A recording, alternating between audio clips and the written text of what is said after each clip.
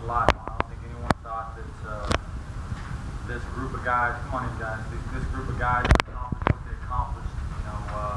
21 wins, 13 wins in the conference, second place in our league.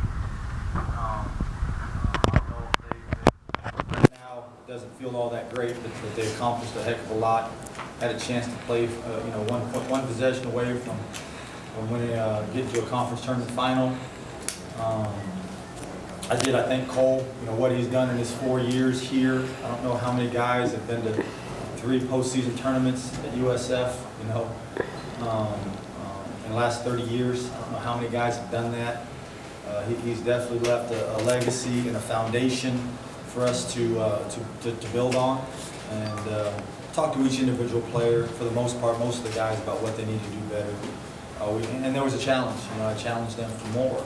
We need to want more in our workouts in the spring, in our weight training sessions in the spring.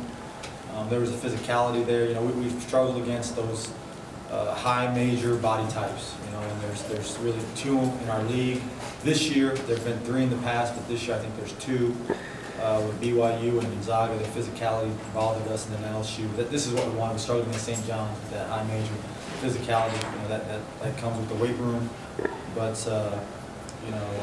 talked about a lot of guys. Avery's here. I talked about what a great year he had. And loved how he ran our team. He was, I've said this before, he was ready for the opportunity, and then he got the opportunity, and he took advantage of it. A lot of guys want the opportunity, they're not ready for it. He was absolutely ready for it. I hope that he builds on what, Cole was a big part of Lane, in terms of foundation. And so, it doesn't feel all that great right now. I love how our guys compete. We talked about how hard they compete every single day, every single game. Love that about them. And it's a good group. I'm sorry that I don't get to coach them. I wish I could have done more help.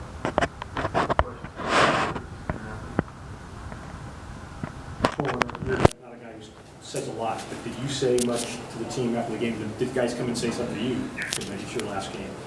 Yeah, after the game, I just walked in there and I told him, yeah, it hurts, but when you get through this, you're going to be a better man, a stronger man. And I believe next year we're going to be a strong team, a lot stronger than this year.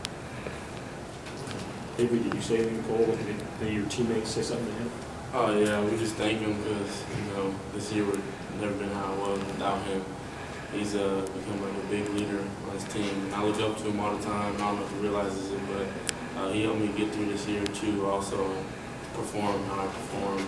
It was like he helped me a lot. So I mean, all the guys know Cole was a big part of this team. He was like the heart. So just gotta say thank you to him because this would never happen without him. Chris, what happened on the play with Glover getting the tee out on the dead ball? What did they tell you? It's a dead ball, and I don't know how they want. I don't, at times we should probably think about wearing dresses out there on the court, because if a kid gets fouled and our guy's trying to play through contact and an incidental shot happens, it wasn't belligerent, it wasn't on purpose, he was fouled, we end up getting fouled and end up giving him 2 points and the ball back. How that makes any sense, how that was the intent of the rule, I don't know. But they called the game as, I guess, the rules are made. I don't think it makes a lot of sense. I think there's going to be incidental contact. I think it's a flagrant foul when you, on purpose, try to elbow somebody. When the guy's behind him and he's trying to get through, I just don't know how that can be interpreted as a flagrant, intentional foul. But that's the rule, and there's a lot of rules I don't agree with. Charge block is ridiculous. It's a joke how it's being called now. I don't know how you're supposed to take a charge. It baffles me. But that's the rule. And that's the way the rules are made. And I think there's coaches on the rules committee, but at some point, hopefully, there's something about that. Through it all, Coach had a couple of good looks at the end. Yeah. Those shots fall. We're talking about maybe a different game. Yeah. No, our guys compete. Our guys play hard. We're pretty good when we hold teams under 65. I thought that defensively, way too many layups, way too many paint touches for them. But we had chances. We definitely had chances, and the guys that are shooting, I got the utmost amount of confidence in them to shoot those shots. I want them to shoot those shots, you know. Obviously, we're going to Cole. I mean, I think he earned the right to run a lot of plays for him. He was always going to be a first look. But yeah, we had chances. We definitely had chances. It's what we wanted. We wanted to play a high major program. We don't get an awful lot of opportunity to play a high major program on our own court. I really think the NIT, I hope they felt like we gave an effort to be proud of, you know, and that we were deserving to be here. I think we definitely earned it in the regular season. I think we proved that we could play in this tournament and have a chance, and I think this is something that we can build on. Martin, number 12, for them, had a huge first half, pretty quiet in the second half. You guys doing anything differently? No, you know, to us, we thought he was a strong right-hand driver. You know what I mean? And I thought that they made a concerted effort to get the ball to O'Brien. You know, you know, he did a great job of posting up, and they did a great job of getting him the basketball. It was very physical down there, to say the least. If we're going to call the elbow on Matt Glover, they may want to watch post position and what you're allowed to do in post position, because we're not allowed to touch him. You know, and if that's the case, he shouldn't be allowed to touch us with his arms and hands. You know, so that's something maybe at some point we look at. Not the referee the rule book. You know what I mean? Because right now it's all about offense. And you can't touch a guy in post. You can't put a hand on him. Broken hand. You can't. You know, the guys doing that to you. How the heck are you supposed to guard him? I don't know. But I thought that Johnny made a great adjustment, and they really made a concerted effort to get the ball to Brian. You know, he ended up going to the line 10 times. He's low. I mean, they got 3 potential offsets. I believe, you know, guys that, you know, from a body type standpoint, they're young. I mean, but O'Brien and Jordan Mickey, and I'm trying to think of one more. The guy you were talking, Martin.